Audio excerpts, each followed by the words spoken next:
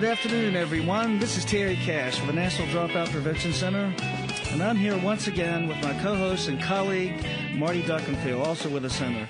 We welcome all of you to this monthly radio webcast brought to you by the National Dropout Prevention Center at Clemson University in partnership with Clemson Radio Productions and the generous support of Penn Foster.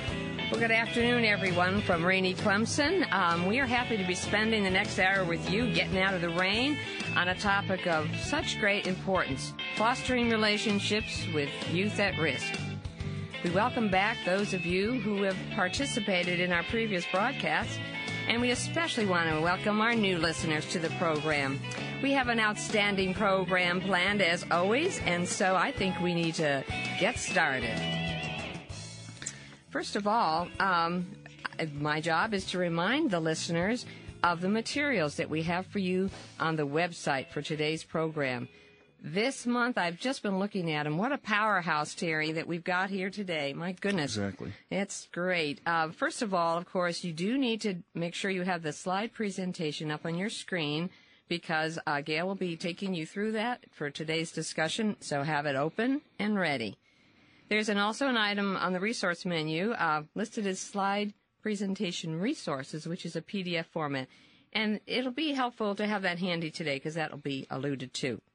Now, the other resources, oh, man, looking at these, there's such a wide variety. We talk about the Search Institute, then the Storytelling Network, Comer. I mean, just terrific websites there. I see something new to us, this ecological systems theory, PDFs about school climate.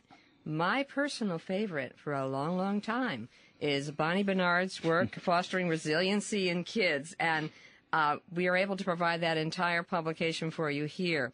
The assets, the 40 development assets of the Search Institute are also in PDF for you. And then fun stuff coming up here. We have a video of Gail, who you're going to meet in a minute, which we took in Minnesota when we visited her school about storytelling, and a wonderful example of that.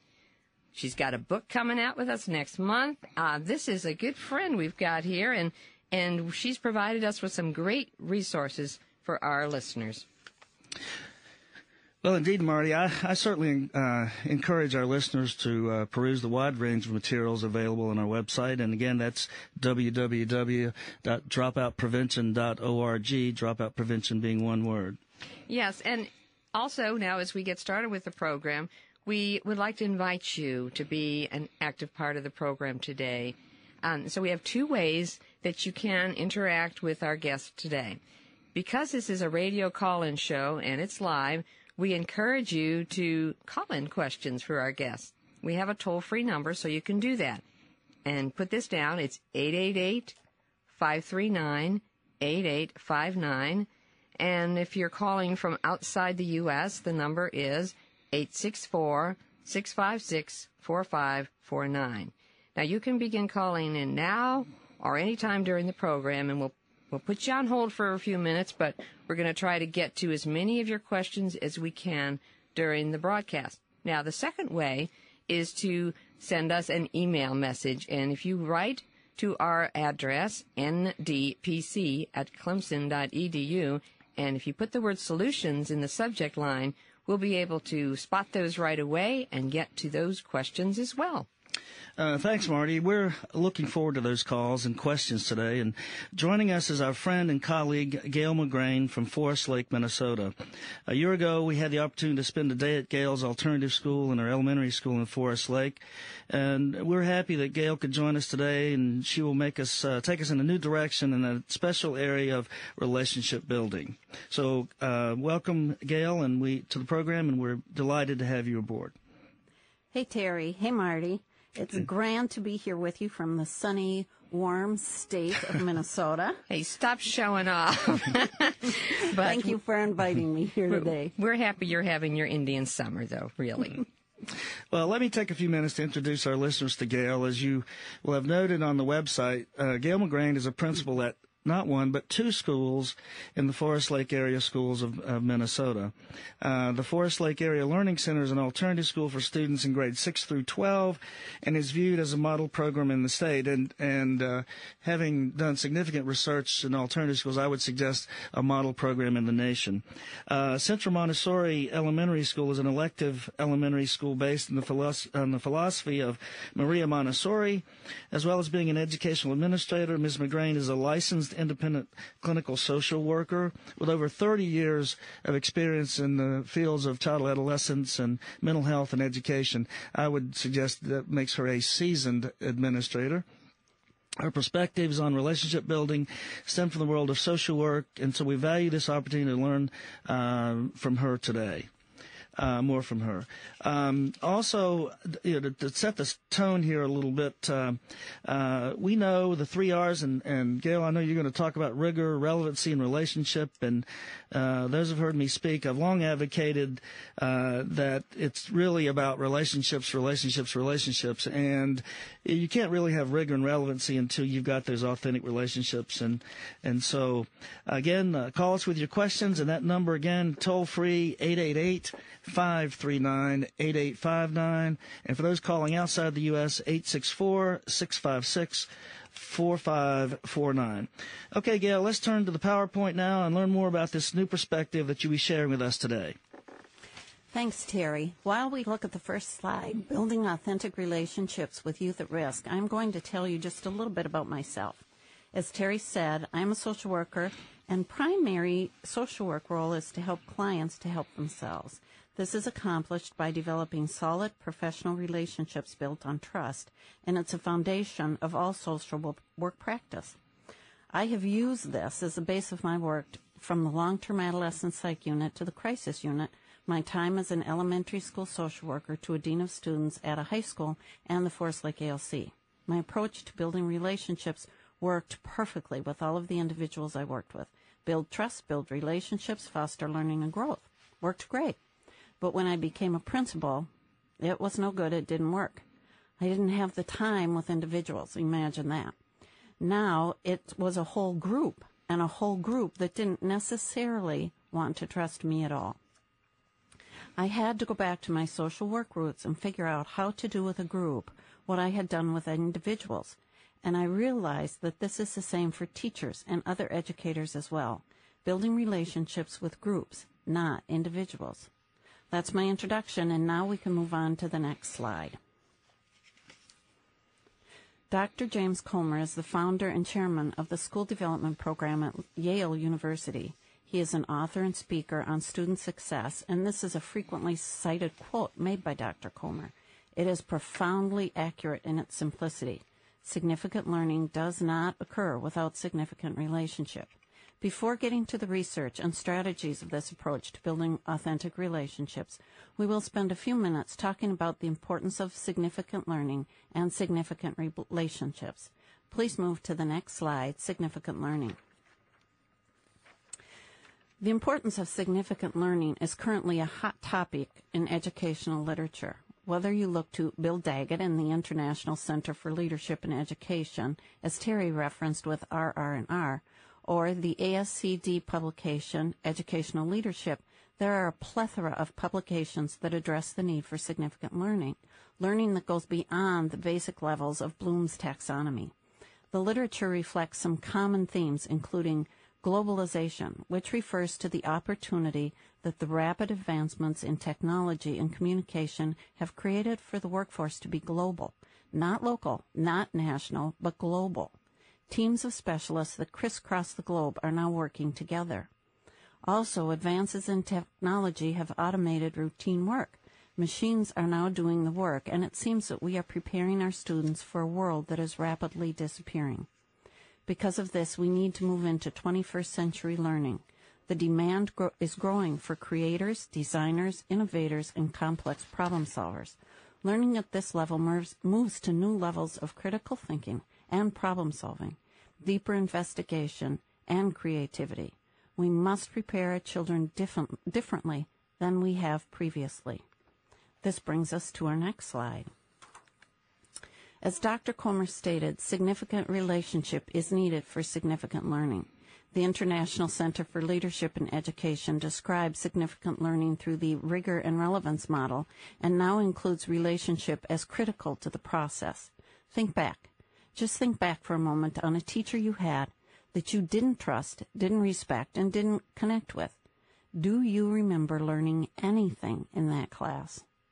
I think we all know it's difficult to learn from someone you do not trust or respect, much less to learn with more rigor. Dr. Ray McNulty of the Center describes a participation gap that exists in classrooms. His description is of students sitting in the classroom taking notes but not taking in the learning because they are not actively engaged in stretching their thinking. With significant relationship, the learner digs deeper, stretches further, and creates their own relevance and rigor. This is really significant. Authentic relationships also are built on trust. When there's trust, the learner is willing to take risks and stretch academically with the educator. The learner is able to accept the educator's words of belief and support, and is really more willing to join in the learning. Relationship and learning can also be found in much of the literature today. Its importance is recognized. However, the methods that are most frequently described as the traditional methods, while good for some students and overall classroom climate, frequently are not appropriate to build a relationship with all the kids. Now, I can hear some of you saying, how does she know this? I know it because teachers say it. They vent it. They growl it in frustration. They're trying to build relationships with their tough kids, but it doesn't work. In my book, I address this a little bit through the top 10 reasons that building relationships with kids doesn't work. A couple of those reasons that I've heard from educators time and time again is, I don't have time. I have to teach.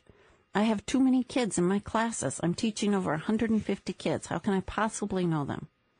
Another is, I don't have enough information. And last, I'm afraid of it. Those are honest responses, but yet the teacher's need to build relationship is recognized. You know, Gail, I'd like to just jump in here. That last one about I'm afraid of these kids. Could you talk a little bit about that one? Because with these very high-risk kids, you don't want them to know you, or you don't want to know them, kind of thing. And what sorts of things are you seeing with that? Exactly. And one of the comments that's come to me is, I'm not going to disclose myself to these students.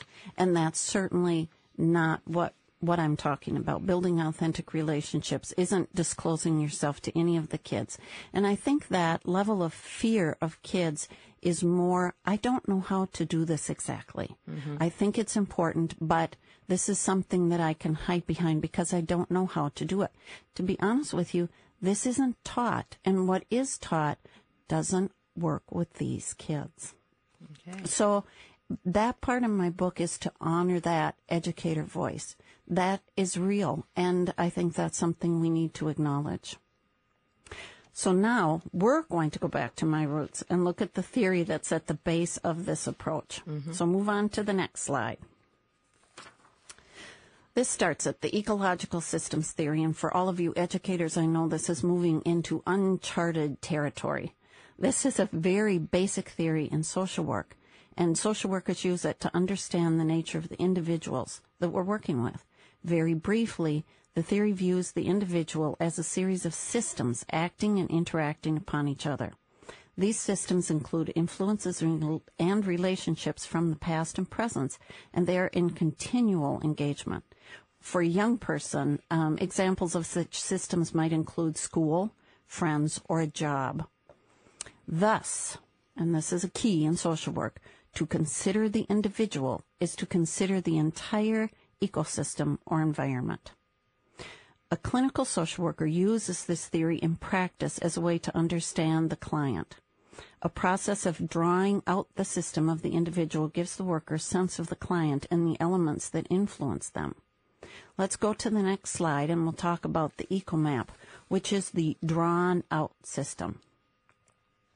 As I said, in social work, this is a method used to visually draw out the environment of the individual or family. This isn't a classroom or school activity.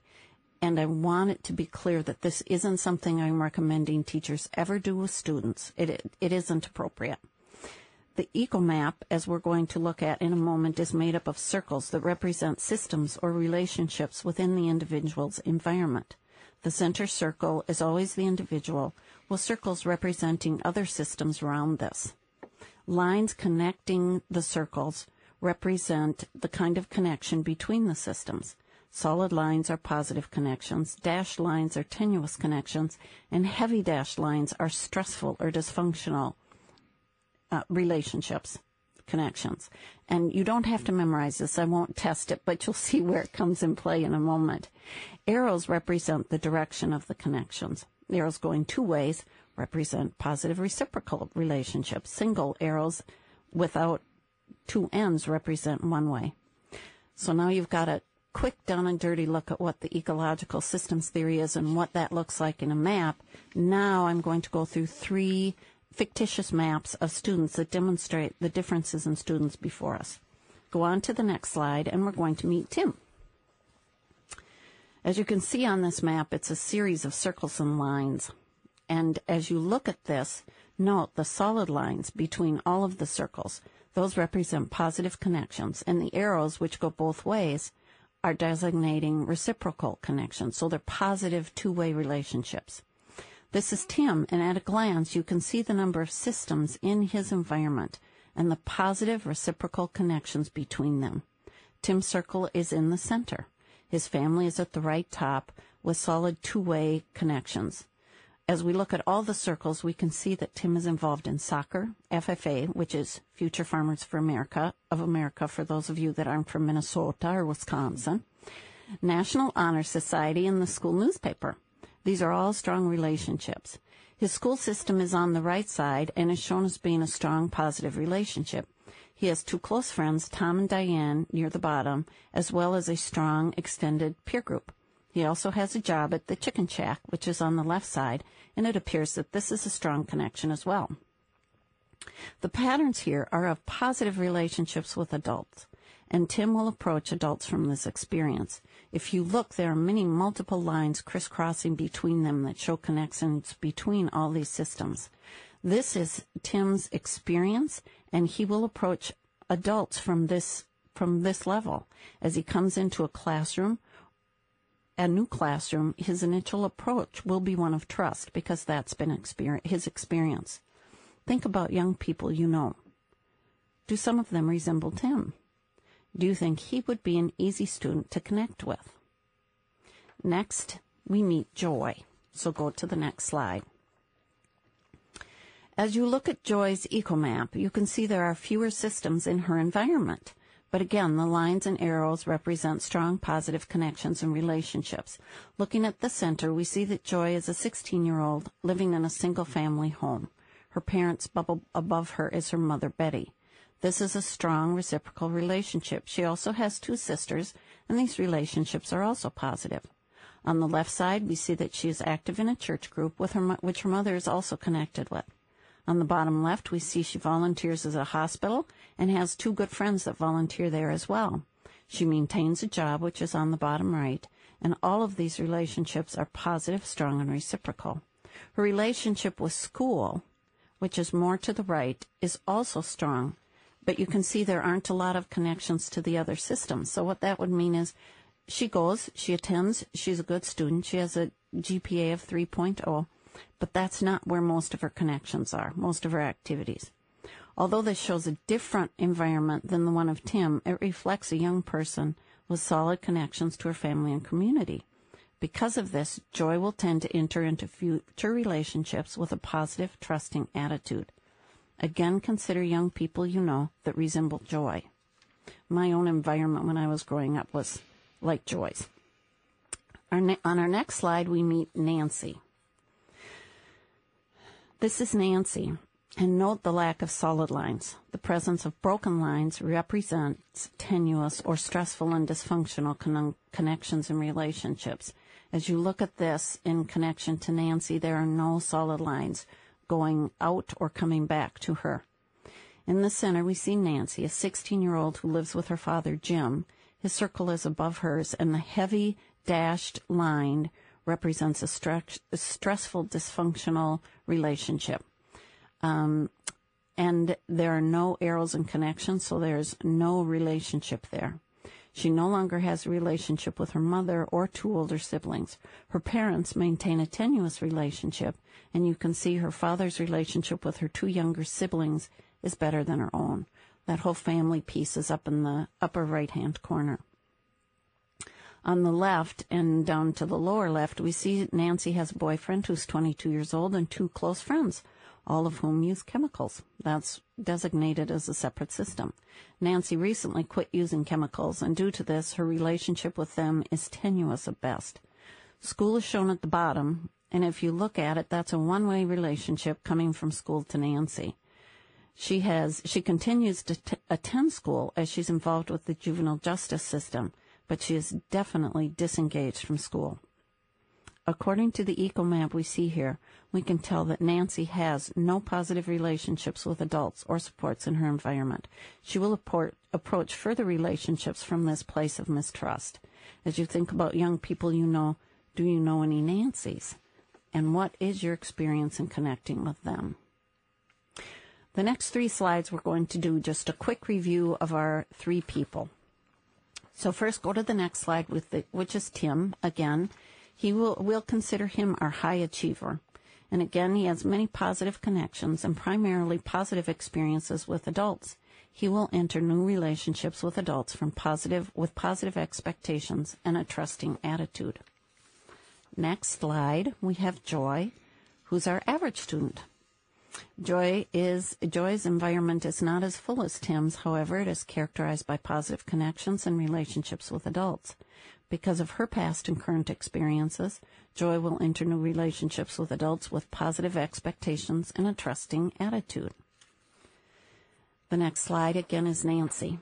And Nancy typifies students who are considered at risk, disengaged, disenfranchised, or marginalized. We will identify her as the closed student. For frequently, kids like Nancy's come into our settings very closed. Nancy's environment is one of tenuous, stressful, dysfunctional connections. Her experiences and relationships with adults have been primarily and are primarily negative. She will enter new relationships with adults reluctantly and guardedly with mistrust. Her experience has been that adults let her down, put her down, and generally make her life miserable. So what does this tell us? Go on to the next slide and we shall see. First of all, it reminds us all students come to us with unique personal environments or ecosystems. This also helps us understand why the traditional educational methods of building relationships works with some students. Because of past and existing positive relationships with adults in their environments, some students' expectations for future relationships are very positive. Tim and Joy are example of these students. Building relationships with these kids can seem easy. They're open to us and welcome invitations for connection. When they walk into a room and you greet them, they tend to greet you back. That's been their experience. That's what's normal. That's the place they operate from. Go to the next slide. This also explains to us why the same traditional methods of building relationships do not work with all students. Because of past and current experiences with adults, close students like Nancy are not going to welcome or respond to educator interests the same as their peers. The more you greet, the more you inquire and push on Nancy, the further she will go inside herself. You cannot force your way in by friendly overtures. And the reality of this is, students like Nancy are the very students that need relationships the most. Well, this is something that we were talking earlier today about. You're introducing a new theory to us. So we're the educators. We have some questions, don't we, Terry, about this? We do. And you said up front, because I love visuals, and this just speaks so much to me, speaks volumes about identifying the Nancys. Yet you say not to use the eco map. So right. Terry and I are wondering, how do we know who the Nancys are? The Nancys generally identify themselves pretty clearly. And They're the kids that are sullen, that are quiet, that give you the cold pricklies, or the kids that just really don't want to connect with you. And the reality of it is, I don't necessarily recommend that anybody identify the Nancys and connect with them differently. Just realize that most of the traditional ways you've been using to connect with kids aren't going to work with Nancys. It's nothing that the educator is doing wrong. It's that with kids like Nancy, what most educators have been taught to do doesn't work.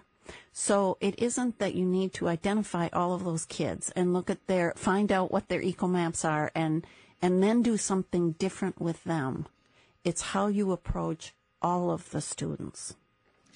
That's where I thought you were going with that, and in fact, I was going to make the comment that it seems to me that what you're advocating is that you're going to be authentic with all of the students. You're not going to just yes. and pick one group out and to have a different strategy for those. Your strategy for building relationships is the same for all students. Yes, yes. It's what happens is some kids, the Tims and the Joys, are open to all strategies because that's what they're used to, and they're very simple to connect with. But I'm not saying with those kids, don't build authentic relationships. It's just much easier to do so. With the Nancys, it takes something a little bit different. And what I'm saying is that it isn't the educator getting to know the student. That isn't how you're going to build an authentic relationship with close students like Nancy. It isn't the educator getting to know Nancy. Let that sink in for a moment. The educator getting to know students, especially like Nancy, isn't how you build authentic relationships with close students. Gail, that's especially poignant to me. I remember my first year of teaching in elementary school as a sixth grade teacher, and I think probably I did open myself up to a point of allowing those students to know me much better than perhaps I had been taught to do in traditional educational theory, and I think it made a direct impact on my students. I think there were clearly some students there, some Nancys in that class, who did by the end of the year certainly. I feel like I had the same relationship with all students at the end of the year as I did with some of those Tims and other students. Yeah, we were saying how we remember as teachers, but also as children. I remember my favorite teacher in 5th grade, Mr. Orion, who we all called Mr. O, who would tell us about so many things. I mean, everybody in that room, in that classroom, connected with Mr. O. And I can tell you whether I was not one of the kids who would be identified as at risk, but he brought things out in me and a connection to me that I had not experienced before that year, sadly. And I was going to just give the phone number out because this is such a nice pausing point, and that's why Terry and I were weighing in, and I will give that number, but we do have a caller that we'll get to in just a second. The number, if you're interested in talking with Gail, is 888-539-8859, and if you're outside the U.S., 864-656-4549. We do have Marty, a call. Yeah, go ahead, Gail, and then we'll get to our caller. Sure, go ahead. Can I ask you a quick question about Mr. O? Oh, sure. In your memory, yeah, was it that he worked really hard to get to know each one of you first, or did he really let you get to know him? Oh, no, we got to know him. Okay, exactly. That's exactly where we're going to be going. That's where we're going to be going. And before we move on, we have a question regarding Nancy from Idowu from, have I said that right, from Marion, Indiana? That is correct, yes, ma'am. How are you doing tonight? I'm doing great, and we welcome you to the program, and I gather you have something you'd like to talk about with Gail McGrain. Yes. I'm in charge of the alternative program in that school district in Marion, Indiana. Mm-hmm. Yes. And then over the year, even at present, we have a couple of Nancys in that program. Mm-hmm. We have lovable teachers who really like to work with these kind of children, but the more we reach onto them, the further they get away from us. They don't want to build their relationship. We continue to reach onto the kids. We continue to have the connection with their parents so that they can connect with us, then we can work together, but it's like they keep just driven away. What can we do? What can we do to best serve these kind of children? And I think that's the experience that so many educators have that really troubles me. That I see a lot of educators, a lot of teachers working very hard to get to know kids, and especially kids like Nancy. And what happens is the farther you go trying to get to know them, trying to go there, trying to connect with them, the more they will resist. And so part of it is, and that's exactly where we're going from here. It's a lead-in to where the did you plant him so that he asked that so he knew just where to go from here? Of course, these programs are totally planned. It is. It's not the work of the educator getting to know the student. It's allowing the students to know the educators. And that's right where we're going. And for lots of educators, that's a lot scarier. So if you keep listening, hopefully I'll answer some of that. And that will make more sense as we go. Okay, well, thank you for the call. And if Gail does not answer that, please call us back. Definitely. Can we move on to the next slide? Yeah, let's go on. Okay, and this slide at the top says relationships grow when students trust the educator. And that's just the question we were touching on there. With students like Nancy, closed students, the students he was referencing, it's not the educator getting to know the student. It is the student knowing and trusting the educator. Relationships grow when students know and trust the educator. Let that sink in. Relationships grow when students know and trust the educator. This is huge. So let it sink in while you go to the next slide. This is what it all comes down to. For students to know and trust you, the best you can do is be yourself. It's that simple and that complicated.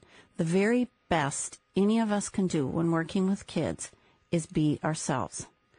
Especially for a student who is at risk, for them to come to know you, to trust you, to build a relationship with you and learn from you.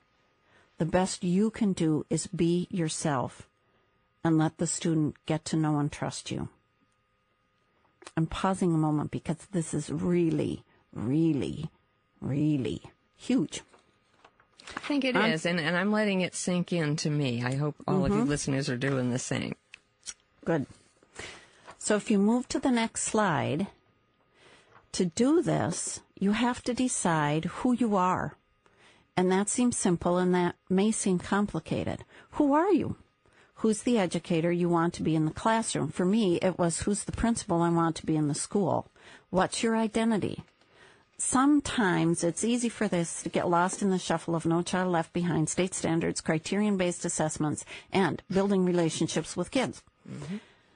But you knowing who you are and sharing that with your students is extremely important to student success, especially students like Nancy. Before she can know you, you need to know you. So first it's you knowing you, then it's Nancy knowing you. So go on to the next slide. That's where we're going to start, with you knowing you. First, you look at who you are by considering your identity and considering it with integrity. Identity refers to the personal environment of the educator. It is all of the systems and relationships of your EcoMap. Consider you the person, you the educator, looking at your history, your presence, your present, your passions, all of it.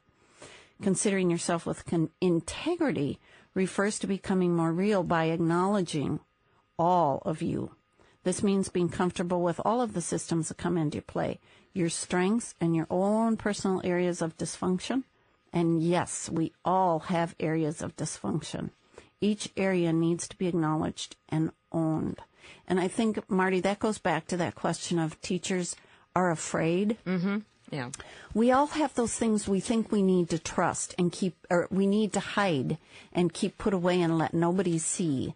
That isn't necessarily so. So what I like for people to do is get comfortable with all of those things. As you mentioned, Marty, included with the webcast are slide presentation resources, which are appendices that you can use to walk through this process. Appendix A is a set of 2 blank ecomaps to plot out your past and your present environments. Now, I don't want you doing this with kids. It's not appropriate. You don't need to. The reason we went through those 3 student ecomaps was so that we could kind of lay out what kids look like, not so that you have to identify them. Just know they're all there. But this appendix is for you to look at yourself, map out those different pieces. One is when you were 16, one is now. Look at all the systems. You may identify some areas that from your past are still troublesome for you. Maybe some of those areas you need to protect. And I go through that a little bit more. Appendix B is a reflection of your Ecomap C, and Appendix C walks through developing your identity. In this half-hour broadcast, or in this hour broadcast, we don't have time to go through all of these at length, but do take time with this and make use of the resources.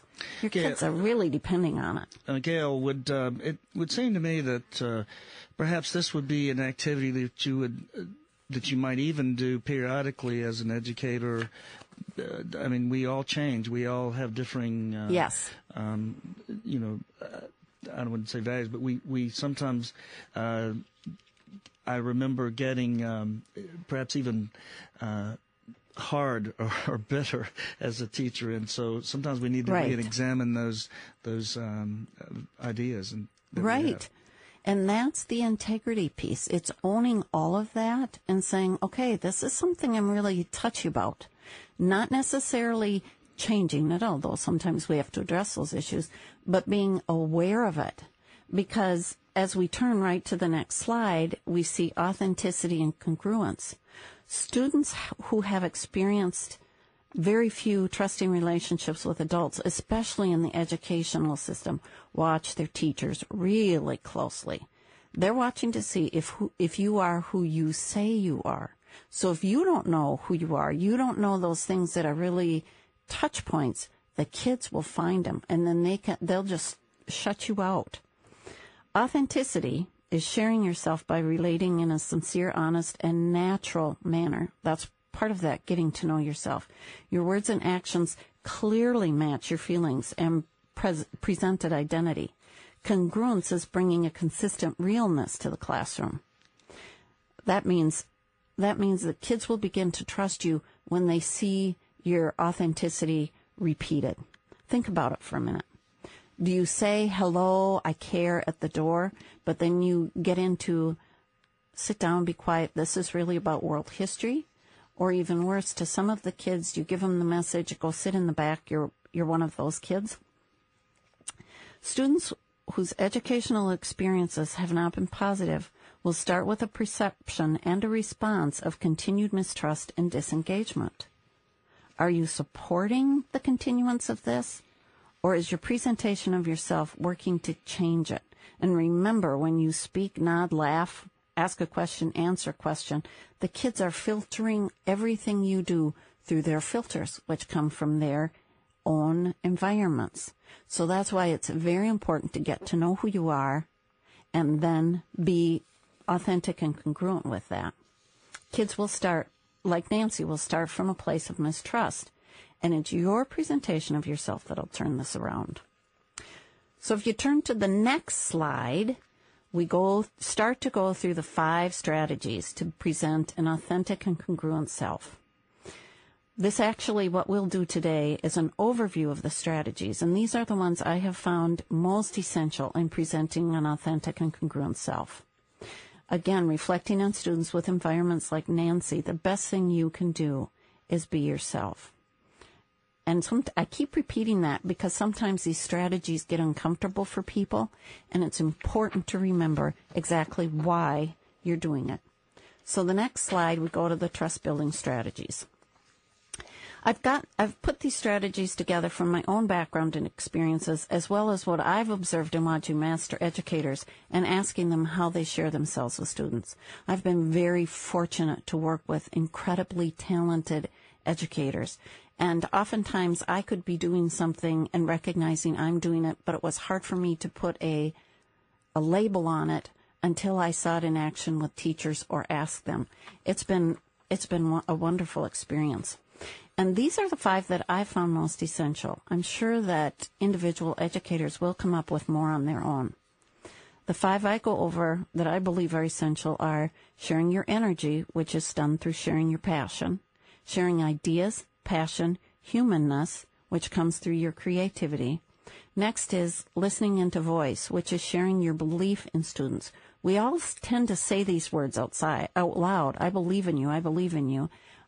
But it's more difficult to demonstrate belief than it is to say it. We share our humanness by showing vulnerability, and that's a tough one for a lot of people.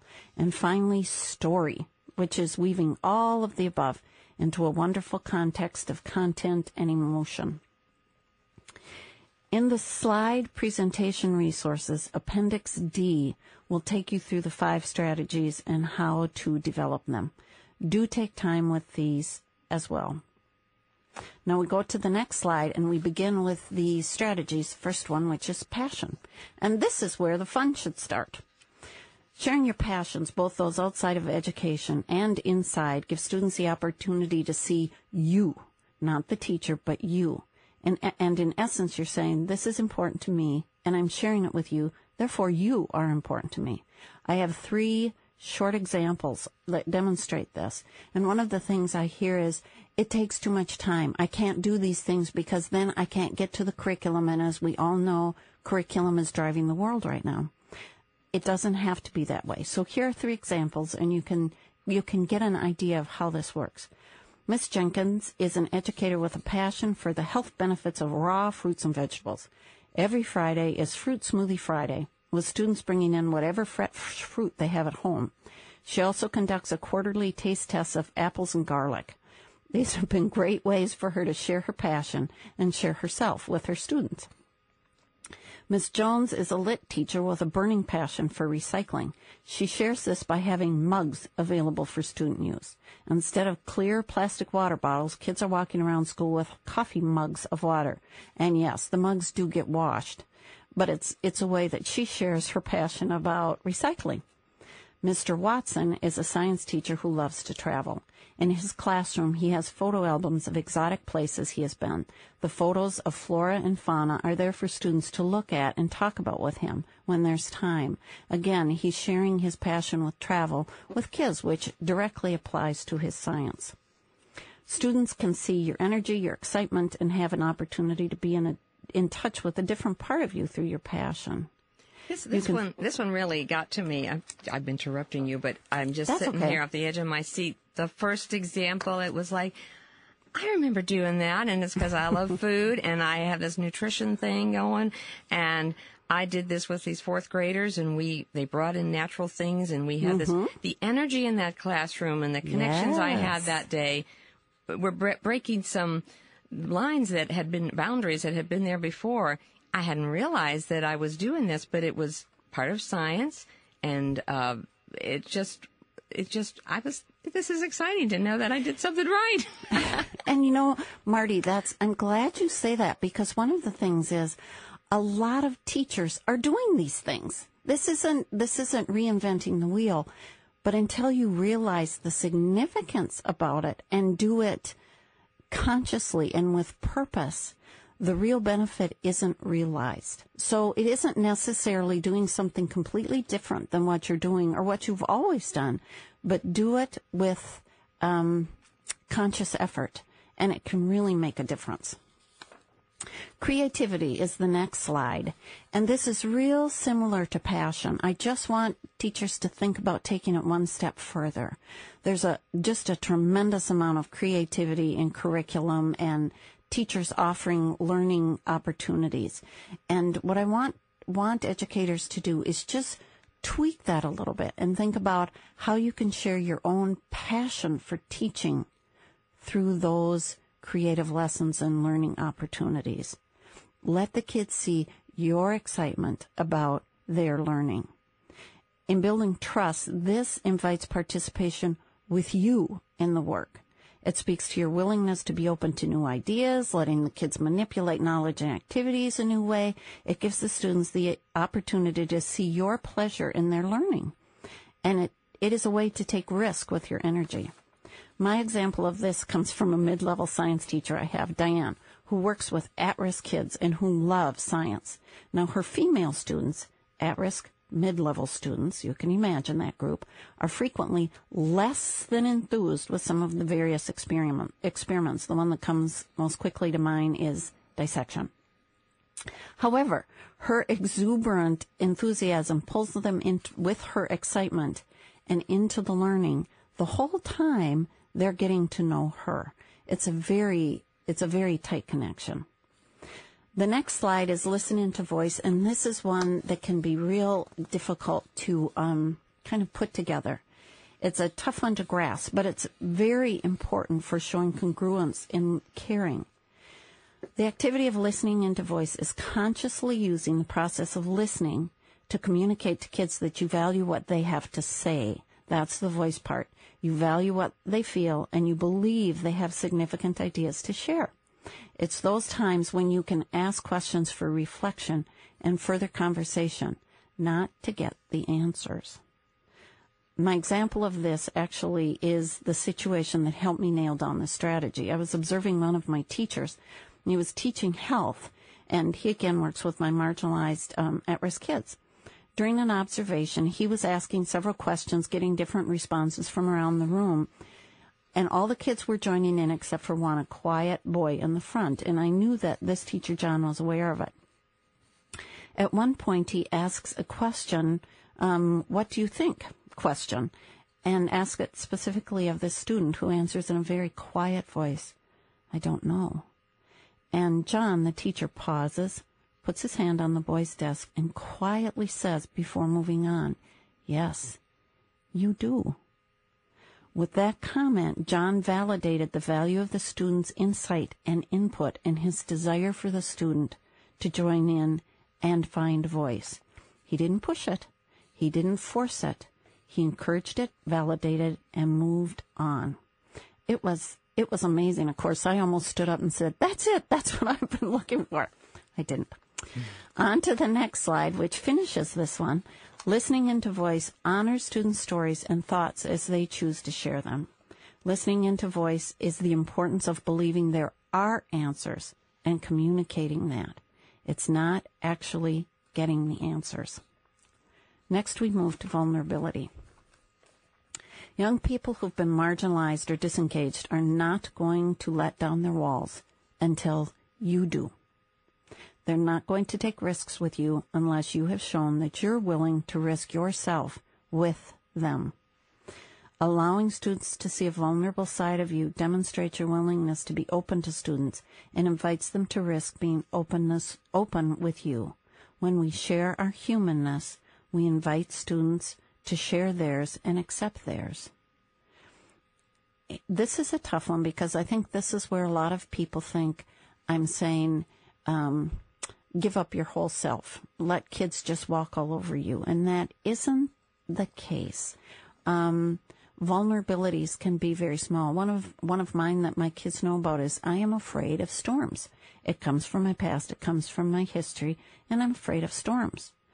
When that comes up, and it comes up naturally in the spring in Minnesota, it lets them know that I'm real human.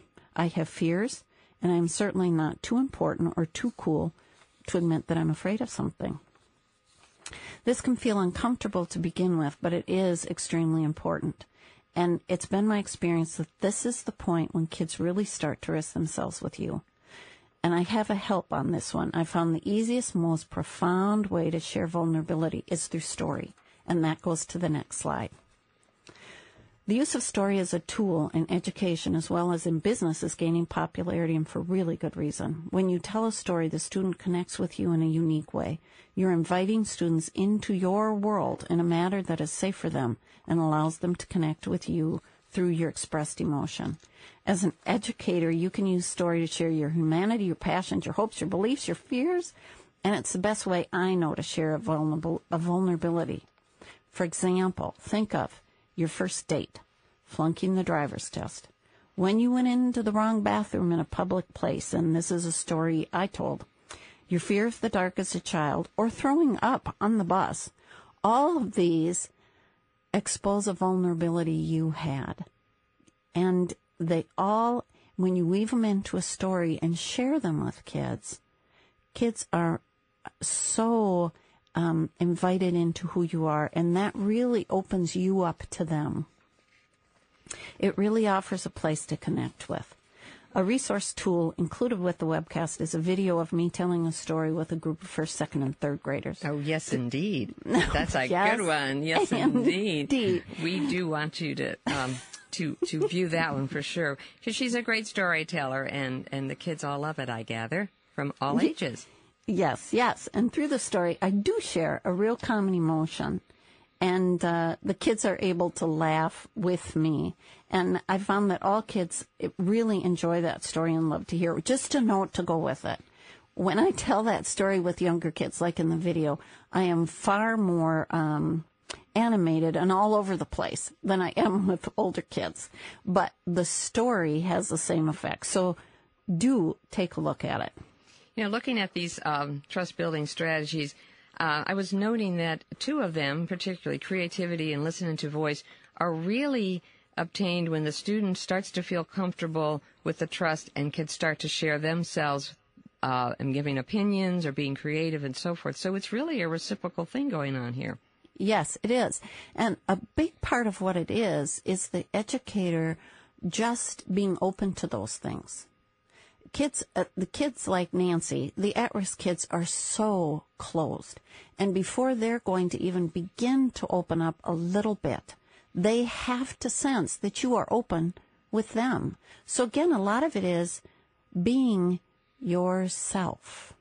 Being yourself first you have to know yourself, but then it's being yourself. Well, you know, Gail, I've been holding this question from Doug, who's in Muskegon, Michigan, till you went through your program, and maybe Doug can answer it himself now, but he's citing that there, and maybe you looked at this too when you started in this new position of your, well, not new anymore, but when you started realizing you had challenges with the relationships.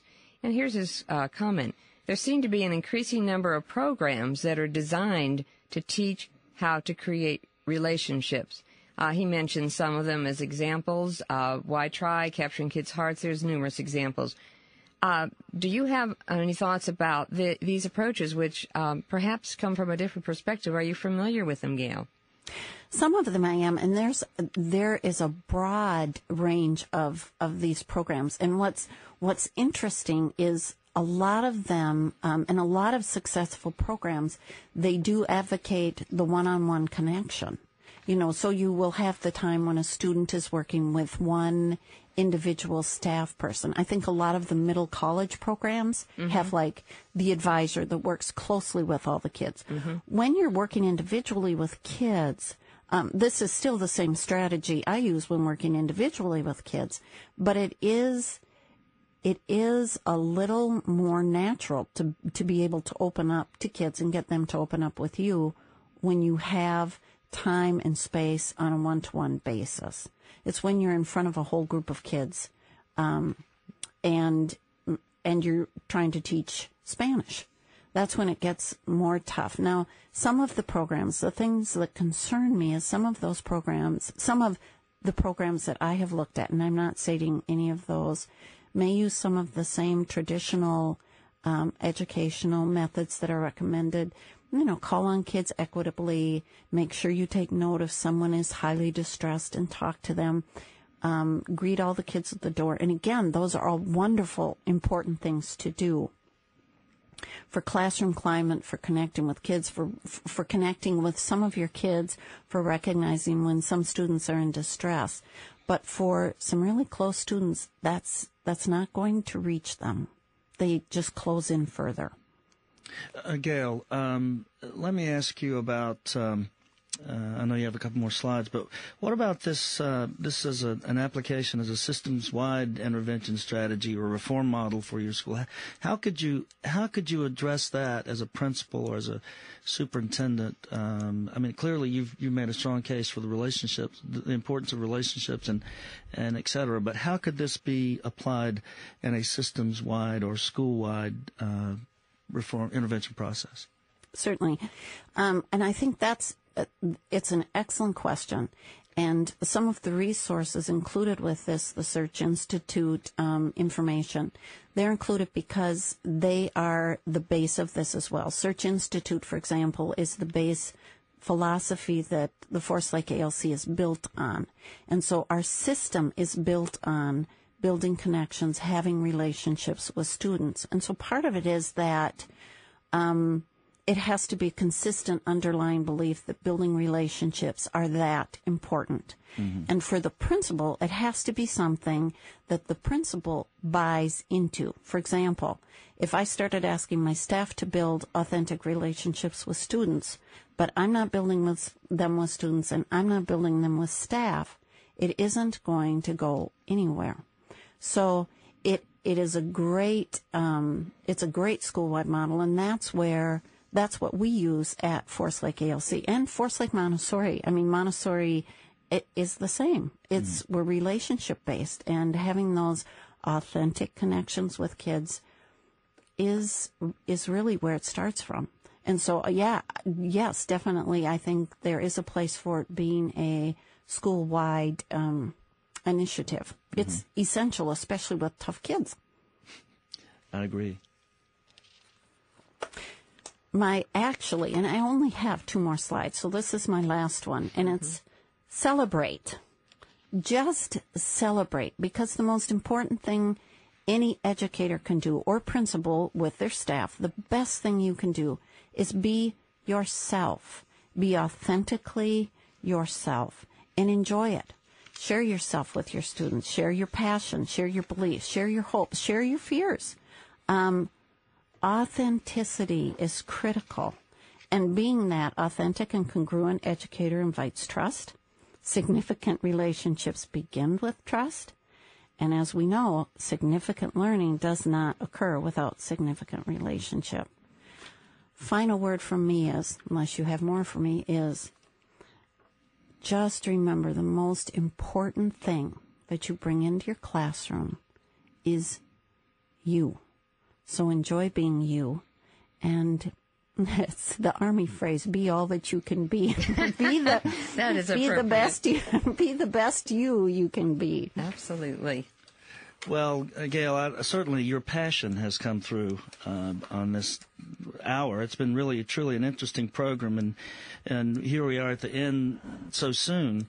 We've had a valuable hour learning about building relationships, authentic relationships, and I think all of our minds have been expanded over the past hour, and we certainly believe that our listeners have found that today's program and the resources provided offer a terrific starting point for meeting those challenges that we see in all schools. I think this has been a fascinating hour. And I certainly have worked with you, Gail, on many occasions, and the book, of course, but you have brought this whole topic alive for me today. And as always on these radio webcasts, I learned so much, and I want to thank you for that. I'd like to remind our listeners that this radio webcast, like all our monthly programs, will be archived on our website, so you can go back and listen again and again, and certainly use it for professional development, recommend it to friends and colleagues and so forth to listen at their desk or in groups. And it's just a terrific program. And as Terry and you discussed earlier, how it's something that could be looked at as you look at school improvement overall is wonderful. Again, I'd like to thank our guest for this program, Gayle McGrane. Gail, you've given us plenty of guidelines and insights into creating positive and authentic relationships, particularly with youth at risk. As now it's up to each of us to explore further what you've presented and begin to apply these solutions to our work. I'd also like to say that Gail will be at the National Dropout Prevention Forum in Myrtle Beach on February the 15th to do an in-depth workshop, to have more on the the process and the strategies and et cetera. So take a look on our website for that Dropout Prevention Forum if you'd like to come and hear Gail and have a little more in-depth discussion with regard to these strategies in this very important topic. Yeah, Gail, I think that's something I'm looking forward to, and we'll have those books ready for people who come, and we'll all be able to dig down into this during the 3 hours that we'll be able to spend with you then. But thank you for being here today. Oh, thank you, Marty and Terry both. Thank you so much for inviting me. It's always great to work with you. And I will, of course, in Minnesota, be looking forward to Myrtle Beach in the winter. I'm sure you will be by then. I hope you can get out of Minnesota. You could get snowed in at the airport. I hope you come a few days early just to make sure you get here in time for that. Oh, I will. So as I said, this webcast will be available to listen to on our website, www.dropoutprevention.org/webcast. It's downloadable for your iPod or your MP3 player. It's also, Terry, we're on iTunes. Oh. I beat my nephew, the great musician. I mean, I brag about this.